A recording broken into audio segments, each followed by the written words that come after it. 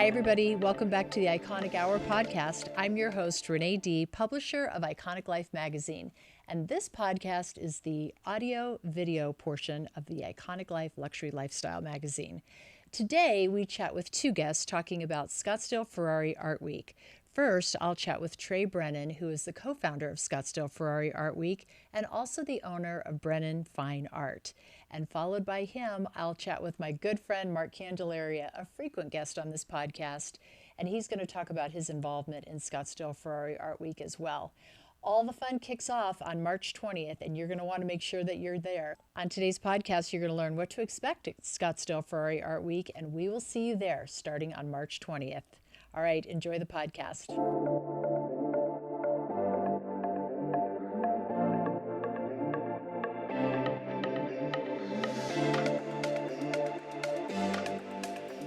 Excited to have Trey Brennen here today, who is the owner of Brennen Fine Art, but also the co-founder of Scottsdale Art Week. And we're going to talk about all things art today and this incredible new event. So thanks for joining me on the podcast today, Trey. Thank you for having me. So this is really exciting. Scottsdale is an arts community. We love our art galleries here and we love the arts. And so I'm really excited about this new event coming this spring. Can you tell us a little bit more about Scottsdale Art Week? Sure. We have some of the most creative people in the valley here behind Scottsdale Art Week. The premise is bringing 120 galleries from around the world here, but bringing the art to our community versus bringing tourism to our galleries. It's kind of a different concept. And so Scottsdale Art Week is, our title sponsor is Scottsdale Ferrari. And so it is Scottsdale Ferrari Art Week. And we have wonderful sponsors as Heritage Auctions. They signed a 3-year auction deal. We have UBS. We have just a whole bunch of wonderful entities help pushing us, like Mark, and 6 to 12 people are working for us, helping expose this wonderful event. And it will be a cultural event. We first thought it'd be maybe it's the largest cultural event in the city of Scottsdale. And then that kind of grew into maybe it's going to be the largest in the valley. And now it's kind of surpassed even Arizona. It's going to be the largest cultural event in the Southwest. Love it. That's going to be fabulous. Yeah. All right. So date-wise, we kick off on March 20th to 23rd. So it's a Thursday, Friday, Saturday, Sunday event, and it's held at Westward. So basically, if you want to attend, are people buying tickets for multiple days? Are they buying tickets for particular days? How do you get in? And what are some of the VIP experiences that you're offering? Yeah, so there's many different options. Obviously, there's a general admission for $25, and that's per day. The fare on Thursday is actually a VIP first look. And so from 12 to 5, it's a VIP first look ticket.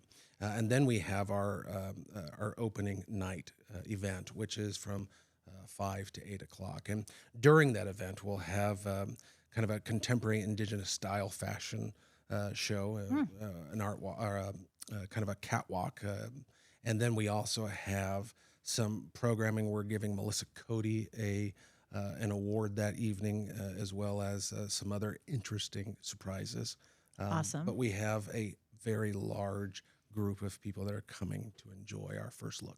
Okay, so this first look, especially the evening event, sounds a little posh to me. So is this black tie? Is it formal? Is it VIP? A little bit exclusive? Yeah, I mean, there's some exclusivity to it. But, you know, the point is really exposing our exhibitors, galleries that have come from around the world, to what the best that we can offer as far as buyers, collectors, creatives, artists, enthusiasts, and things of that nature. So it's really just kind of a really nice casual event with a flair.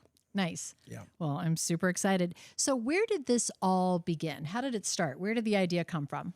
So I own a gallery, and I've been in Scottsdale for 25 years. I think I sold my first painting when I was 22, 23 years old. And the business model of being a gallery has changed. We don't have real estate or a lease in Miami and maybe Palm Desert, where the more square footage you have equates to more business. That model, for me, is no longer applicable. What is applicable is going into a market, a very strong market. For instance, I do Southampton, New York in July, and I take my gallery and I take maybe 16 pieces, and I go in there for 1 week. And that 1 week, I grow my book, I sell some artwork, but I'm exposing my stable of artists to 10,000 people. Right. Where maybe Scottsdale, I might get 3,000 that walk through that door in a complete year. And so a gallery's role is really to expose the artwork to as many applicable collectors as possible. Right. So when you think about an art fair and how productive they are in today's world in the art business, it's almost paramount that you're in them. And so doing the Southampton show for a couple of years, it made no sense to me that it's definitely my favorite community, and I'm not alone, but why doesn't Arizona have a fair like Basel, Scope, Untitled, Southampton, New York, the LA Art Show, Dallas Fine Art Show? And that was the catalyst for us putting energy towards it. And now we're on our way. It's awesome. Well, I think a lot of us know about Art Basel, and that is kind of, that's an iconic show, and that's something that's been going on for a long time. So you took a look at this model and said, hey, I'd love to put it in my own community, a community that already loves art, a community that already has fabulous, wonderful, wealthy residents, collector residents, but also a lot of tourism too. Correct. Of kind of people who are in your right demographics. So from the place where you said, hey, this would be a good idea, to the place that you probably wrote some sort of a check. There was some due diligence. There's some other people that got involved. What does that all look like? I don't know if I can explain some of it, to be frank. Some of the most successful things that I've been a part of have just really happened with ease. And this is one of them, within reason. I think that one of the first steps was meeting Jason Rose, who owns Rose Allen PR firm, the largest polo championship in the country, right here in Scottsdale. And when we partnered, because of what Jason provides and his know-how and his connections, it really exposed the premise of Scottsdale Art Week to a different level right off the bat. And for me, that was probably one of the smartest things that I could have done without really thinking about. And I was very fortunate. And then beyond that, that week in March, it was available. Yeah, that's amazing. That story alone is amazing for Yeah. me. One day, and this is a true story, one day I picked up the phone in my gallery and I called Westward. And the director of their sales department is a gentleman by the name of Austin Unger. And when he said Unger, my brain went straight to Fred Unger. And that was what I asked him. I said, any relation to Fred Unger? And of course he did. I'm a big fan of Fred. Me too. And it turns out that I sold Fred and his family one of his last paintings before he passed away. And Austin at the time says, well, that's the painting that my family's fighting over. And he was joking, but they liked the painting. And that created just kind of a casual conversation. The next day, Austin told me that there was something available. It was the third week in March, which in my mind is the best week during the best month of our valley here. So I took it. So it is an incredible time. So I'm going to add just a kind of a fun little programming note here in this podcast. So I used to think that the biggest traffic month at Scottsdale Private Airport was January because of Barrett Jackson or because of Phoenix Open, which is what I still call it. And with a lot of research, I have learned that March is the biggest month for private jet traffic into Scottsdale because of another big thing that's happening in our community, which is spring training. That's right. So you've got a lot of people traveling from around the country coming here for spring training, which is really exciting. And again, a lot of the people in your demographic, you've certainly got spectacular weather. Couldn't be better in March. Right. So for an event that's got some outdoor components, it's perfect. Well, so let's go back a little bit too. So at Iconic Life magazine, we know Jason Rose as well. He's a mover and shaker. Yes. He's a big event guy. He's not afraid of big events, and he's an executor. He knows how to do these things. There's a lot of pieces to a big event like this. So when you and Jason got together, when you brought this idea to him, did he instantly love it? I mean, I know he's kind of a big collector too. He is. He's a very big collector. He loves to tell the story that the first day that we met, we had a letter of intent the following day. It was executed the day after that. And if Jason were telling this story, he would say that Trey was going to be a partner with me if he liked it or not. He was so into the idea. Yeah. And, when I presented Scottsdale Art Week and what it could do for our community, all Jason thought was this huge creative event that he is already involved with in his personal life, in his professional life, and it was just kind of synergy. Yeah. Me being a gallery owner, I'm a little bit more subdued. I think a little bit more myopically than he does. And so it was really productive. And I'm telling you, that was the best decision thus far, or one of many, but that was the first good decision was Jason. And he was open to it. And not only was he open to it, he was excited about it. Yeah. And excitement for me breeds energy, and energy creates energy. And so it was meant to be. Yeah, totally agree with that. So when did that conversation happen? Was that A year and a half ago. Okay, a year and a half ago. All right. So so now you guys have an idea, you've got a plan, and you're going to take it out to the community. Yep. What I know from you is that the two of you didn't say, oh, we're just going to do this ourselves. We're going to pull other people in. That's right. So what did that journey look like? Yeah, so a first-time art fair, and it's really important that people understand what an art fair is. Okay, a fair isn't a weekend artist event where there might be a tent or two and drape and pole. This is a full-blown production. They use the term fair because it's common, but what it really is galleries from around the world converging in one spot.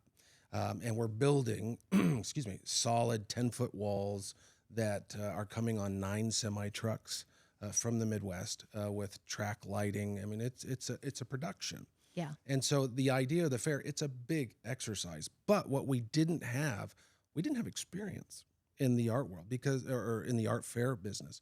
And that sometimes can prevent you from even starting because galleries in New York or London, they want a proven business model. What are you bringing to the table? Why would we spend $100,000? And that's a guess. I don't know what they're spending logistically and their accommodations and the actual booth cost. Why would we come to this market and, invest in somebody we don't know? Right. Right. Can I add a quick thing for my podcast listeners too? Sure. So you just said something that's really important here.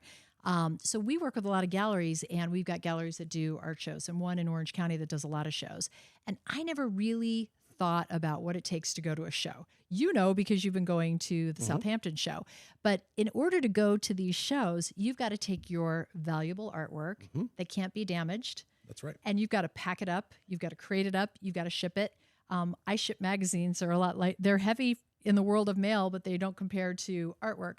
So you're shipping this heavy artwork. You're using the crates. It takes a ton of money to get all that stuff there. And you've got to be super careful to make sure that it arrives in great shape. That's right. Then you've got to get it all set up. And then a couple days later when the show's over, you've got to reverse the whole process. So for everybody to not underestimate the fact that that is an expensive proposition. And so the reason people wanted to really have faith in you is in order for them to come participate, they are spending a lot of money to get here. They needed to see the value. Yeah. Right. And there is some blind trust involved. But I was always under the impression that Scottsdale will do all of the heavy lifting, right? A lot of people want to be in our valley or in our city during that part of the year. We call it the wealth of the West during that month or that 3 months. And naively, I said, we're just going to say Scottsdale, and they're going to want to be here. Of course, that was inaccurate. But, that just shows or illustrates how much I love my city and my valley here. Yep. And there's been a lot of education to others around the world about our city, about what it actually can provide for exposure to a gallery or the amount of affluence that really comes, if not investing in our market, at least traveling to it. And we're not all cowboys and Indians, Right. And cactus. Though we celebrate all of that, we're a heck of a lot more diverse than that. Architecturally, we're diverse. With all of our cultural programming, just in civic arenas, it's very diverse. Oh yeah, we're a sophisticated city now. We really are, Yeah. and it's growing rapidly. And if we just talk about growth to somebody that's not familiar with our market, by the end of the phone call, regardless if they exhibit or not, they're planning a trip here no matter what. Yeah. And so we are helping tourism indirectly if they come and participate or not, because we are screaming very loud about the benefits and all of the gems that our state has to offer. Yeah, absolutely. And we talk about it every day. Yeah. Okay. So now, Scottsdale Art Week, Scottsdale Art Fair, is not going to be what it is without a bunch of great galleries coming into town and wonderful galleries. So I know you've been curating your list very carefully. So what was the process? I mean, you talked a little bit about the process of getting people here. Once people started saying yes, I'm going to assume that there was somewhat of a snowball effect. Who's coming? What can we expect to see when this opens its doors on the 20th of Sure. March. So, right now we have 7 countries represented, and we're very proud of that, and that will actually grow. But we are still talking to galleries and dealers around the world, because what we don't want to do is we don't want to automatically commit to all of these spaces. We want room for some of the biggest examples of what diversity is. Some of the biggest galleries in the world. We're bringing a few of them here. There will be an original Picasso or two. There'll be a Calder or two. There'll be T.C. Cannon for contemporary indigenous. And then, of course, representation of historical work, contemporary abstracts. It'll be a very diverse lot for the creative consumer for artwork. And it's growing fast. But we have galleries from Istanbul, Turkey, Japan, Argentina, UK, Canada, here in the United States, New York, LA, Miami, Denver, Michigan, Florida. It's going to be a well-represented show, but it's going to be also a heavily curated by the actual exhibitor themselves. We'll probably release our exhibitor list here in about 4 weeks, which is common. Because when we have critical mass, and we're already there, but we really want to articulate what we're doing and what we're presenting, but we want a complete picture. Yeah, and we're very, very close to that. In fact, Mark and I were just talking that usually between Christmas and maybe mid-January, the holiday hangovers are a real thing in the art world, and we anticipated this would be a dead time for us. It's the exact opposite. I wouldn't know if it was a snowball, but it's probably tripled or quadrupled in energy of everybody wanting to be here right now. That's awesome. It is. So, I mean, I know that your people are kind of joining with you on a daily basis, but what would you expect? I mean, is it a handful of galleries? Is it thousands of galleries? Where is it in there? We'll be at 100 galleries plus. That's awesome. From around the world. Well, that's going to be an amazing show. So I know that in pulling this whole thing together, you and Jason got together, created the vision, created the execution, but that it takes other talented people and other people that are well-known in the art world to kind of make something like this happen. So who else joined in on this whole effort? Yeah, one of our first real acquisitions and help that we needed is somebody that has done this before successfully. Michael Plummer, who is, we brought him on to be our development director. He's a New Yorker. He helped found TFAF New York, which came from Maastricht. And that's one of the most elevated art fairs in the world. And his level of commitment to structure and how to execute a fair is really fascinating. And we're learning every day. So Michael was really the first big acquisition for us for helping us push this sled up the hill. The second was Ben Ginocchio in New York. He was the director of the Armory in 2019. He's also a New York Times art critic. And so from what was available at the time, we actually felt that we hit the lottery. Yeah. And they've really helped push this forward. In the meantime, we've also grabbed Southampton, New York Art Fair's, their director, Donna Thiel. So now she's somebody that you knew. That's right. And so she wanted to come with a new, younger, energetic fair, and that's exactly what we're doing. But we have more talent involved with Scottsdale Art Week than I don't think I could have even dreamt of, and that's the truth. Well, congratulations on that. It's Thank great. You. When you want to do something well and you want to go big with something, it's great when you can work with people who have done it before, who have a roadmap, who have the relationships, who have the ability, just like you said, to see some of the blind spots and to really execute. So in addition to artwork, what else will we see during Scottsdale Ferrari Art Week? You're going to see, of course, you just said it in the name, you're going to see a Ferrari or two. I'm a car fanatic, so I couldn't be more tickled by having Ferrari involved. But you're going to see a fashion show every day, if not two. On maybe Thursday, you'll have a kind of a contemporary indigenous fashion show. But we'll have one every day. We're flying out an opera singer from New York. We have cultural programming. Our first look VIP event from 5 to 8 on Thursday evening is actually benefiting the ASU Museum. Arizona State University. And Mickey, the director of that museum, she's going to be talking about Collecting 101. I don't know if that's a Friday or Saturday, but she's great. I've met her before. Yeah, very interesting. She is, and I think she was the former director of the Santa Barbara Contemporary Museum. She is a dynamite entity in the art world, and couldn't be more happy that she's involved.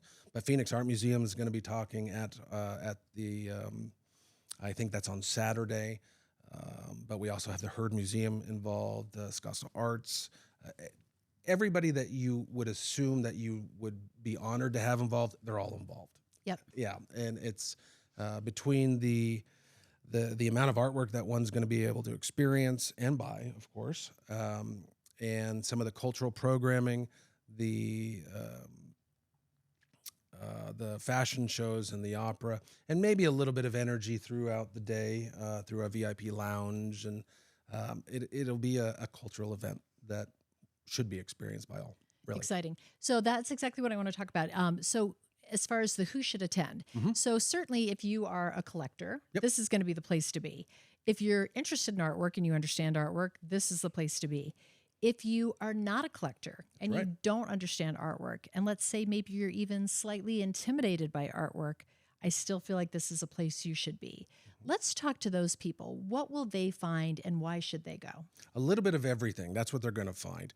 I think indirectly, we're all creatives on some level. We can certainly appreciate somebody else's creativity. And if you can't appreciate it, well, let's go experience it, because that's how you learn how to appreciate it. And so art fairs or fine art, it's traditionally a two-dimensional or a three-dimensional item. We're going to have a lot of that. And so visually, it'll be an overstimulating exercise. And that is something all by itself that should just be experienced. But you compound that with all of the possible curation or the cultural programming and the education process that, they'll be on a stage talking about their experiences. And that's for the individual that loves to learn about culture. But just by default, experiencing all of this, it shouldn't be intimidating. It should kind of fill the tank. Yeah. Of course, I'm a little biased because I'm in the business. But when you design or think about philosophically, what should an art fair or something of this magnitude, what should it really give a viewer?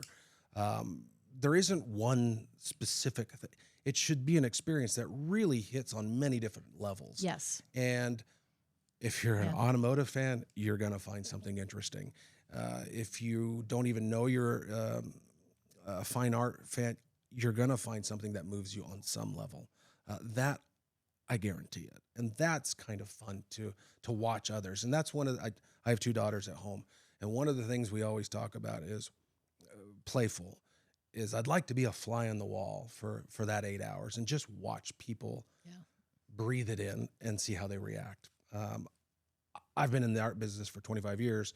I've seen people cry. I've seen people angry. I've seen people just fall with happy just because they're moved by something two-dimensional or three-dimensional. And this is kind of the same experience, but magnified 1,000 times over. Yeah, and as you're saying, your different senses are going to get hit in different ways because some of it's going to be flat, some of it's going to be 3D. That's right.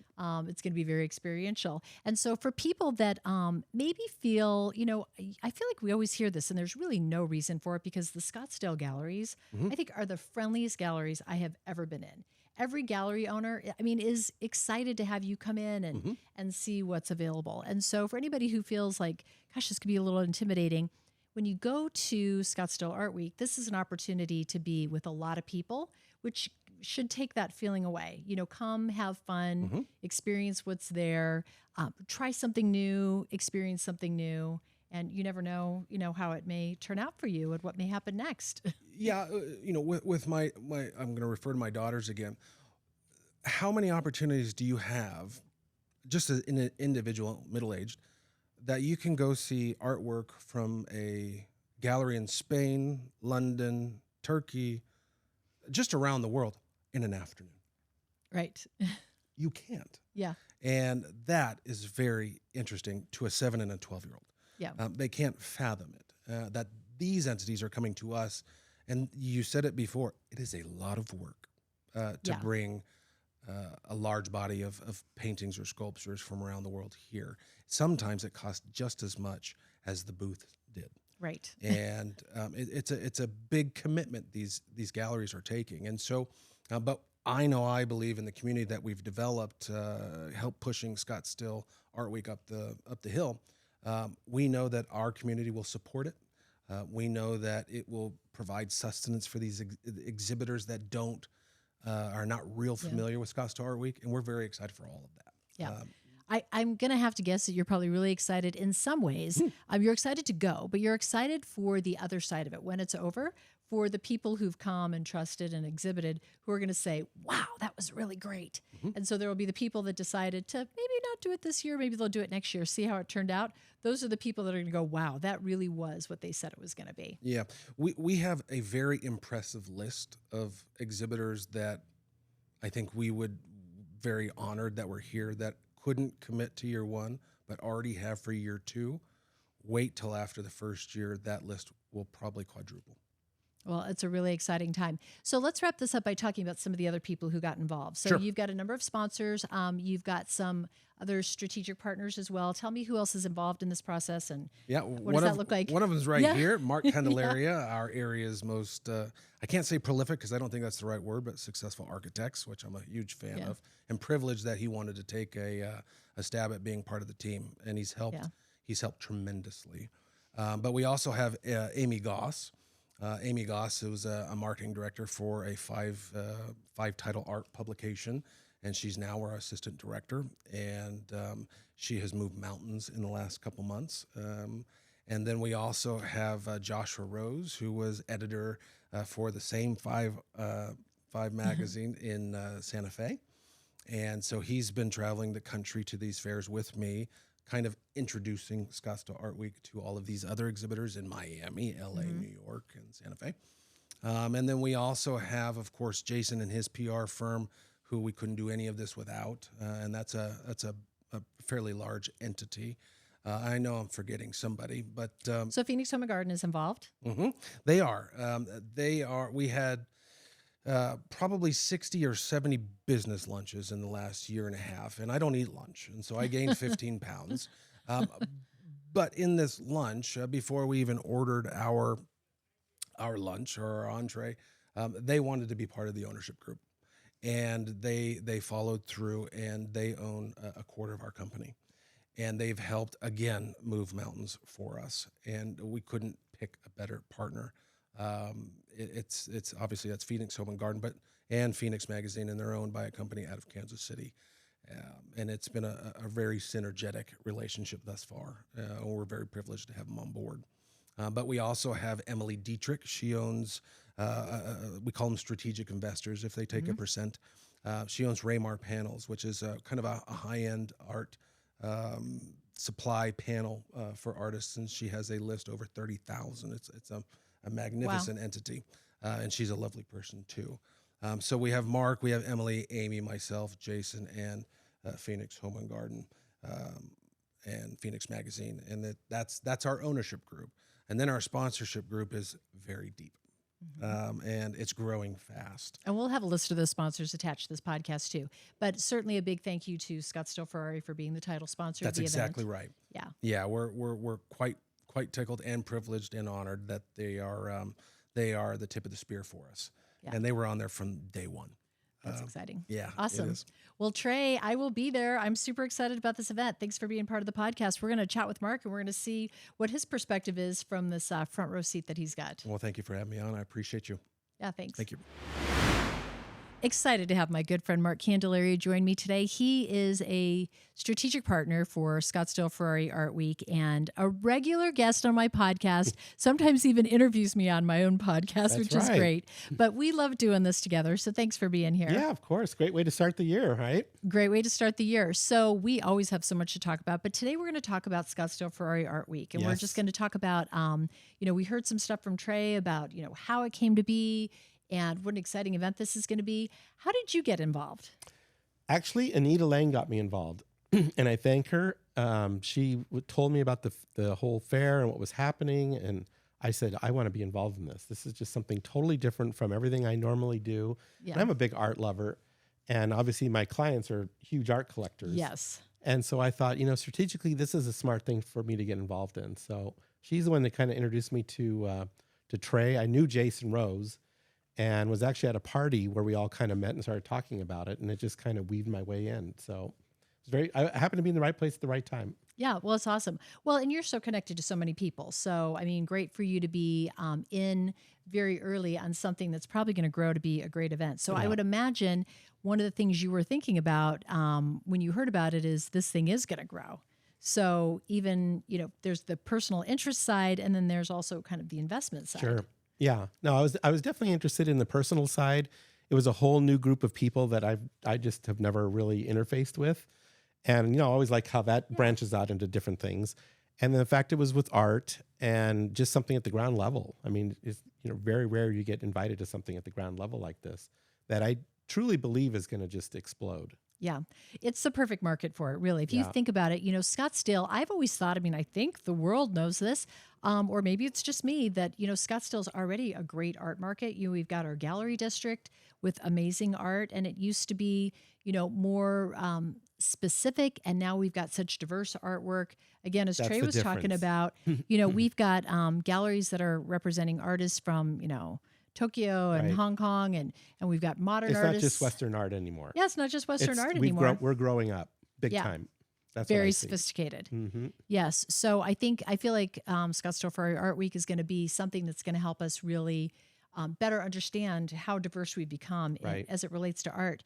So you're watching this event start from scratch, right? From day one of like, we kind of got an idea here to, this is going to be a big, big deal over at Westworld. So, what are you seeing as along this journey? Well, it's been fun because we meet every Thursday as a team and go through all the logistics. And it's just interesting to see how we kind of started at a macro level back in June, July of last year. And today's call was at 10 o'clock this morning. And we're talking about what champagne we're going to be serving at the opening event. I mean, that's how far it's gone in just a short period of time.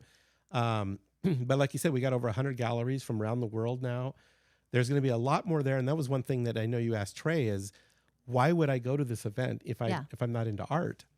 And I just think it's going to be, it's like the Phoenix Open, as you call it, the waste management. I mean, I think 2/3 of the people go to that event, and they don't even realize it's a golf tournament. Agree. Right? Yeah, agree. Yeah. And so they go there for the social factor, for all these other factors. And I think there's a big aspect of that whole way of looking at this. It's not just to look at art, which I just got back from Santa Fe, and we spent a whole day on Canyon Road. Oh yeah. And it's just if you really allow yourself, you just lose yourself because this artwork is so incredible. And I just think it's a neat experience to go do something like that. It's totally different. Yeah, go to a football game, go to a golf, but to spend 2 or 3 days in the art world, what a different and unique way to do something different. Absolutely. And, it's kind of getting out of your comfort zone too. So that's what I like about it. Yeah. Some people are accustomed to doing this all the time. They're very accustomed to looking at art. Some people it's very new and even foreign to. And, as Trey was mentioning, and I know you've experienced this too, the thing with art is it can move your soul in a way that you never knew. And you don't know until you go do it. You don't know what's going to move you. You don't know what you're going to love until you get there. But I mean, how do you feel? What do you think is the approachability of an event like this? In terms of for people to attend? Like, do you feel, people should feel very welcomed and feel comfortable? I think it's going to be a lot of fun. It's going to be something, like I said, totally different.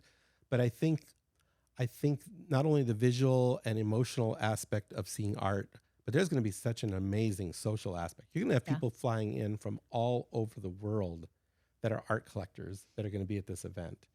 And so I just think the opportunities to meet certain people or socialize, it's going to be something totally unique. You would never encounter these people in any other safe, comfortable way. Right.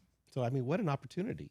Yeah. Right here in our backyard. That to me is what is so neat, is how this city, I've lived here 40 years, and what's happening here just in the last 5 years is unbelievable. Mind-blowing. Right? It's mind-blowing.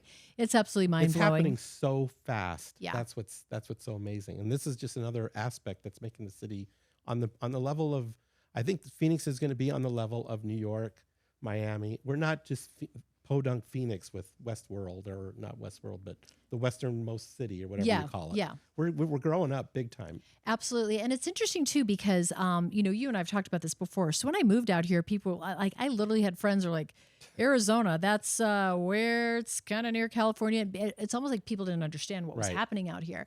And now, we are multiple different measures, but as, the fifth largest city in America, that's huge. Like, who would have ever thought our little Phoenix would be the fifth largest city in America? Yeah. And we are the 10th largest metro area. And, when you look at all the things that have come over the last several decades, from, increase in arts, restaurants, resorts, well, I look what fashion, happened with my retail. houses. My houses used to be, $1-2 million house used to be a big deal. Yeah. Well, now we're doing 30. I'm doing $150 million house right now. Yeah. It's like it's changed completely. Yeah. So. And I think the world has found Arizona now. So now it's not just that people in the Southwest are moving to Phoenix or people from the Midwest are moving to Phoenix. I think we're on the world stage now and people are watching what we're doing. It's events like this that even amplify that further. Yes, absolutely. And I know, knowing the people, including you, who are involved in putting this event together, we have no small thinkers that are on board here. Yeah. So I know that behind the scenes, you're all talking about how this becomes one of the biggest and most exciting art fairs. And we use the word fair lightly. Art exhibitions, art experiences, on the planet. Right. I think that's what's been really fascinating is, like I said, we're talking about things that are going to happen this year, but there's a lot of things that go into the decision making of how it's going to affect things 5-10 years from now in these meetings. And it's really fascinating to see this whole thing just blossom. Yeah. Can you share any of that? Like, what would be some of the things that we wouldn't think about? Just the way they're looking at every exhibitor, who it's going to be, how they're going to react to the different events, the different experiences. And they're just thinking, okay, how does this happen 2 years from now, 3 years from now? So every little decision, they're looking at it from a long-term perspective. Yeah, that's good. I mean, that's what makes it built to last. Mm-hmm. What is one of the biggest things you've learned by being involved with this group? For me, it's always how much I don't know. I just love me too, by the way. I love being involved in things where it's like, wow, I've always wondered about this, but and I love to collect art, and art's an amazing investment. It's one of those things like cars and art and people just don't think about it, and it's intimidating because what piece of art am I going to buy? So there's just so much you can learn from being a part of this, and that's what I'm enjoying, and I'm enjoying the synergy, just watching the dynamics of this group of people work. Mm-hmm. I mean, Jason Rose is a very powerful guy. Yeah. And then you just met with Trey, and what an amazing guy he is. Yeah. So it's cool to watch the synergy of this team work together, and they're doing a great job. That's awesome. Well, a lot of movers and shakers and people that are not afraid of doing something big. Right. Not holding back. Like the sky is really They definitely let you know what they're thinking. Yeah. No one's shy in this group. Yeah. Let's put it that way. Yeah. And let's wrap this up by saying, it's soon to be March 20th. What are you most looking forward to? I actually catch myself visualizing myself through this event already almost every day. I can't wait for it. I just think it's going to be so cool, and just a totally different energy from a golf tournament or a football game or spring training. I just think it's something so different with such an amazing group of people, creative people. I just think it's going to be a fascinating 4 days. It's going to be exciting. Yeah. Good. Well, I will see you there. I mean, I'm going to see you before that, but I hope so. look forward to seeing you there. Yeah, no, we're going to have a lot of fun. I definitely want to spend time with you and Isabel and I going through the fair. Can't wait. We're going to have a lot of fun. Good. Looking forward to it. Well, that's the pod. Thanks for joining me this week. Please make sure to subscribe to the podcast and hit the bell so that you never miss an episode. And for more about Iconic Life, please go to iconiclife.com. Until next time, I'm Renee D. We'll see you soon.